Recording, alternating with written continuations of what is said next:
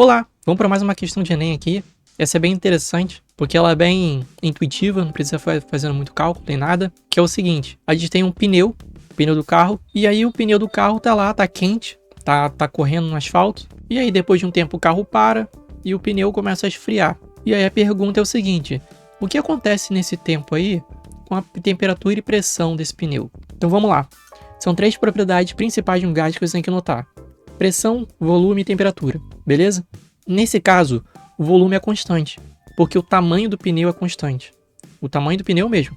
Então não vamos pensar em volume. A pressão é a agitação das moléculas, é a força com que as moléculas do gás ali dentro estão batendo no pneu, certo? Tem uma temperatura ali e aí essas moléculas estão balançando e eventualmente elas ficam batendo nas paredes do pneu. Se a gente for somar essas forças e dividir pela área ali, a gente tem essa pressão. E a gente tem a temperatura, que é justamente o grau de agitação dessas moléculas. Então de cara a gente pensa o seguinte, bem, se o pneu estava quente, ele ficou em repouso e esfriou, então a temperatura diminuiu. Então essas moléculas que estavam agitadas ali, com uma temperatura elevada, estavam agitadas, depois ficaram menos agitadas.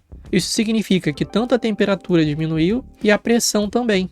Então a gente tem que achar um gráfico que represente isso. Em todos os gráficos, a seta vertical, o eixo vertical é a pressão e o horizontal é a temperatura. A gente tem que achar um gráfico que ele aponte para baixo, porque a pressão vai diminuir, e para a esquerda, porque a temperatura também diminui.